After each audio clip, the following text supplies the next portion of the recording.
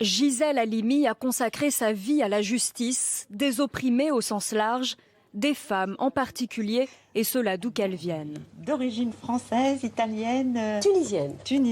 Est-ce que je puis vous demander en quoi cette question a de l'importance? Est-ce que si j'étais vraiment tunisienne, je n'aurais pas le droit de vous parler des femmes aujourd'hui? Ça n'est pas ça. Gisèle Halimi est née en 1927 dans une famille juive de Carthage. À 18 ans, elle quitte la Tunisie pour étudier le droit à Paris. Avocate en France, elle se définit volontiers comme irrespectueuse.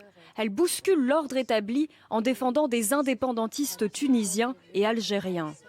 L'histoire a surtout retenu son autre combat, celui pour l'avortement. En 1971, elle est la seule avocate à signer le manifeste dit des 343 salopes. Ces Françaises ont reconnu publiquement avoir avorté alors qu'elles risquaient la prison. Gisèle Halimi défend les femmes dans les tribunaux, mais aussi dans les médias. Son combat ouvrira la voie à la dépénalisation de l'avortement, prémisse de la loi Veil de 1975. Aux côtés de Simone de Beauvoir, elle crée le mouvement Choisir la cause des femmes. Elle milite jusque dans les années 2010 pour les droits des femmes en France et en Europe. Gisèle Halimi laisse derrière elle de nombreux livres sur ses combats. Selon les mots de l'un de ses 3 fils, elle s'est éteinte dans la sérénité.